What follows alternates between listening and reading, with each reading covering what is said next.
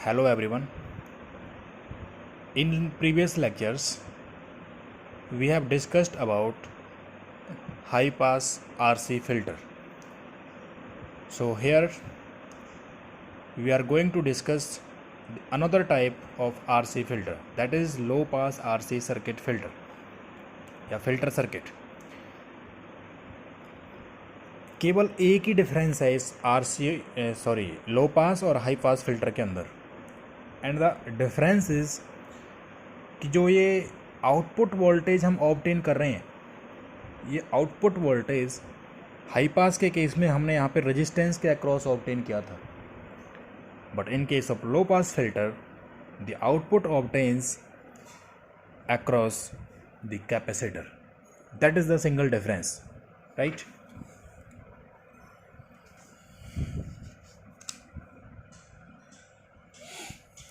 Theory पढ़ते हैं. Circuit diagram of low pass filter is same as high pass filter.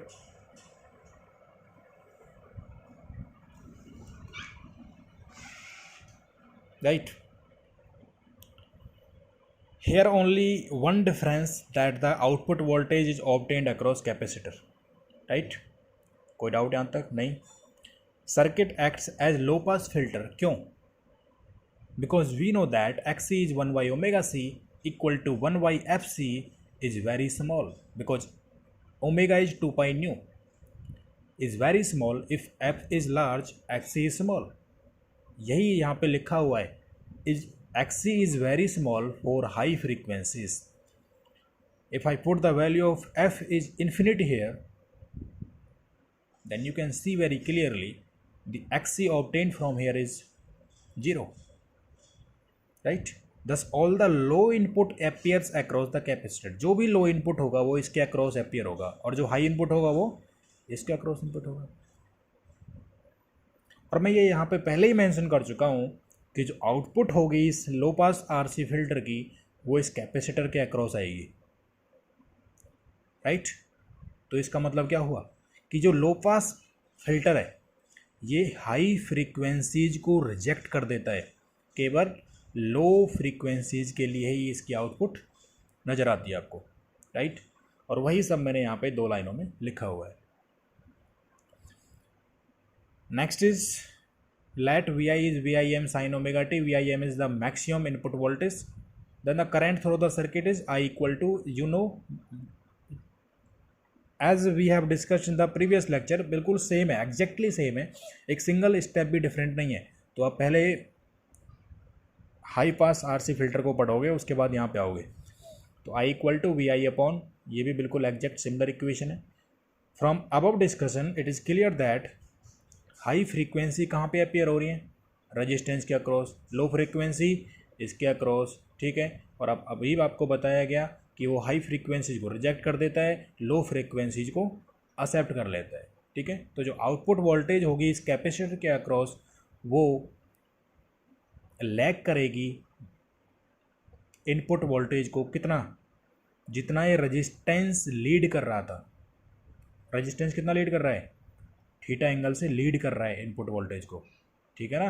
हाँ, और ये कैपेसिटर क्या करेगा, ये लैग बिहाइंड करेगा इनपुट वोल्टेज को बाय एंगल थीटा. क्यों करेगा, क्योंकि रजिस्टेंस हाई फ्रीक्वेंसीज की जो इनपुट है वो सारी की सारी इस रजिस्टेंस के अक्रॉस अपियर होगी,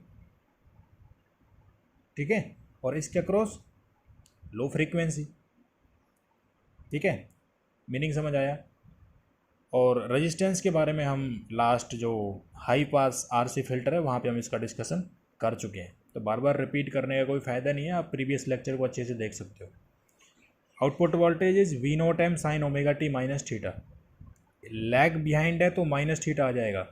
हाई पास के केस में लीड कर रहा था तो यहाँ पे प्लस का साइन था, वहाँ पे tan theta equal to omega square as in the last lecture. Output voltage अब ध्यान रखना वहाँ पे आई आर था, क्योंकि आउटपुट वोल्टेज वहाँ पे रेजिस्टेंस के अक्रॉस निकल रहे थे, लेकिन यहाँ पे कैपेसिटेंस के अक्रॉस हम आउटपुट वोल्टेज निकाल रहे हैं. आउटपुट वोल्टेज कैपेसिटेंस के अक्रॉस निकाल रहे हैं, तो इसका मतलब रेजिस्टेंस भी इसी का यूज करेंगे. और वो यूज क्या करते हैं हम कैपेसिटर केस में, Xc, that is the capacitive reactance, right. And Xc is equal to 1 by omega c. Just put out the values put value of I from equation 2, ये जो वैल्यू है यहाँ से उठा के यहाँ पे पुट कर दो इसको, ओमेगा सी रहेगा, वी आई फ्रॉम इक्वेशन 1 आप पुट कर सकते हो यहाँ पे, आप ये आ जाएगा, right, good.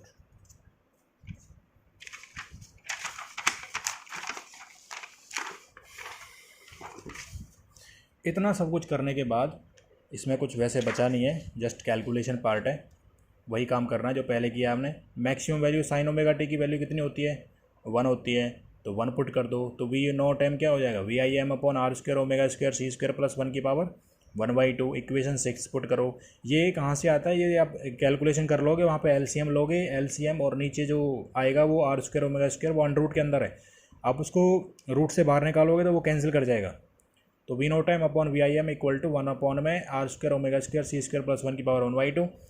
Late C R equal to 1/ओमेगा 2, ठीक है, ये सी आर है, इसको 1/ओमेगा 2 यहाँ पे पुट करोगे, पुट करने के बाद आप इजीली इक्वेशन 7 को ऐसे लिख पाओगे, ठीक है, ऐसे लिख पाओगे, तो फिर इसको फ्रीक्वेंसी के टर्म में भी आप लिख सकते हो, because you know omega equal to 2πf, right.